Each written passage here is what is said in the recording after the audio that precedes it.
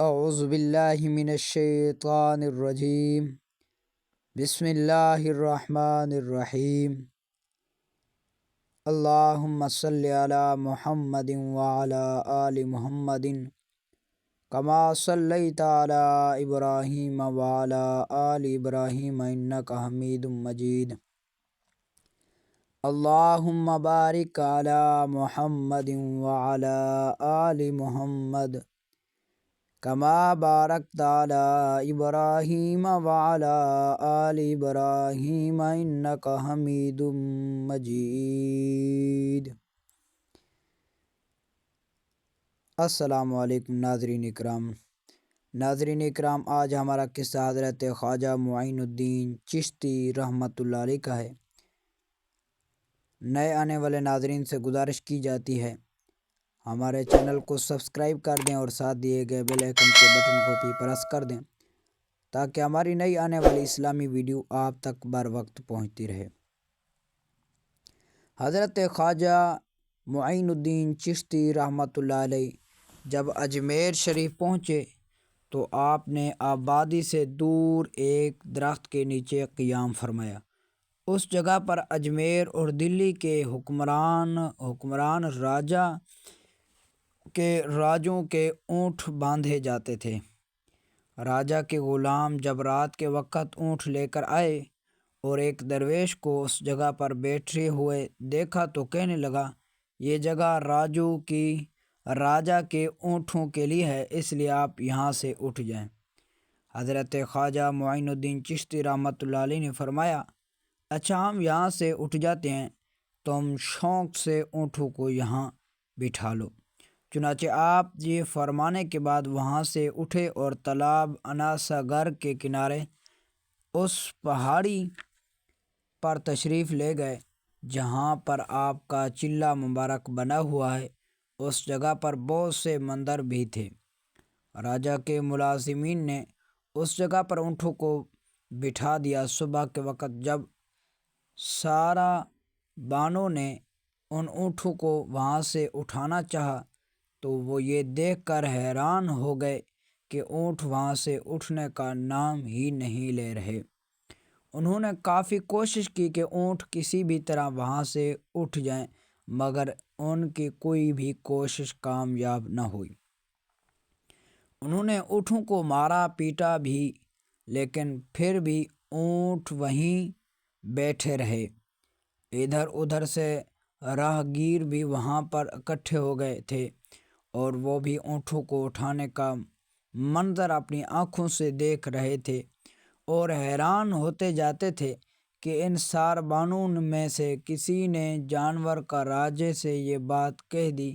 سن کر راجہ بھی حیران ہوا اور کچھ دیر سوچنے کے بعد کہنے لگا کہ اب اس کا ایک ہی حل ہے کہ تم لوگ اس درویش کی خدمت میں حاضر ہو کر ان کی قدموں میں گر کر معافی مانگو، ان کے سامنے عاجزی کا اظہار کرو۔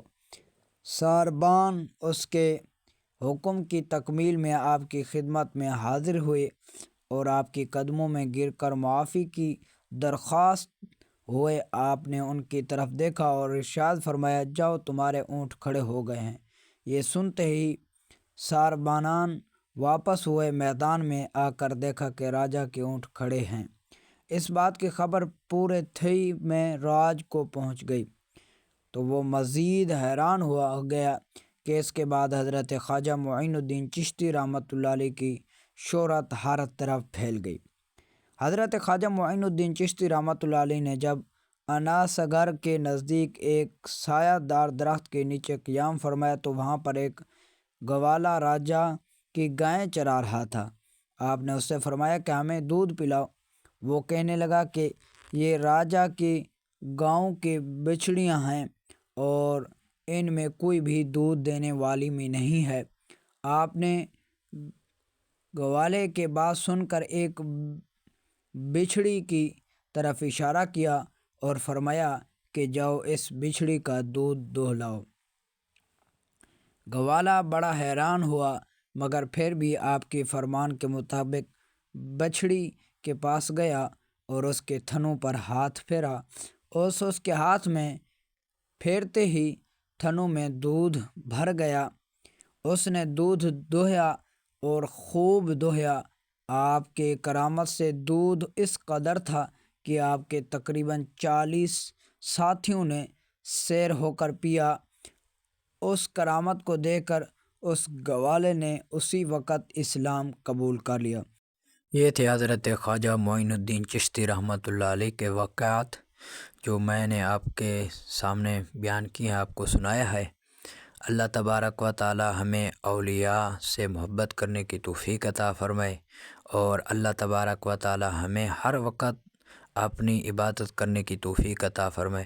ناظرین اکرام، اللہ تبارک و تعالی وحدہ لا شریک ہے، اس کے ساتھ کوئی بھی شریک نہیں ہے، اور جو اللہ تبارک و تعالیٰ کے نیک بندے ہیں وہ ہمیں درس دیتے ہیں، اور اللہ تعالیٰ کے بہت سے پیارے لوگ انبیاء علیہ السلام اس دنیا میں آئے اور اللہ تعالیٰ کا پیغام لے کر آئے تھے، اور اللہ تعالیٰ کا پیغام لوگوں تک پہنچایا اور لوگوں کو سنایا اور لوگوں کو بتایا، اور ہمارے پیارے نبی کریم رؤوف الرحیم صلی اللہ علیہ وآلہ وسلم نے دنیا میں آ کر اللہ تبارک و تعالیٰ کی دی ہوئی کتاب کا درس دیا، قرآن مجید کا درس دیا۔ اللہ کے پیارے محبوب صلی اللہ علیہ وسلم نے قرآن مجید فرقان حمید ہمیں عطا کیا ہے اللہ تبارک و تعالیٰ سے، کہ قرآن مجید میں سب کچھ ہے، دنیا میں جو کچھ بھی ہے اور آخرت میں جو کچھ ہونے والا ہے، قیامت تک سب خبریں قرآن مجید فرقان حمید میں موجود ہیں۔ اللہ تبارک و تعالی ہمیں قرآن مجید فرقان حمید کی تلاوت کرنے کی توفیق عطا فرمائے، اور انبیاء علیہ السلام کی سنت پر عمل کرنے کی توفیق عطا فرمائے۔ آمین ثم آمین۔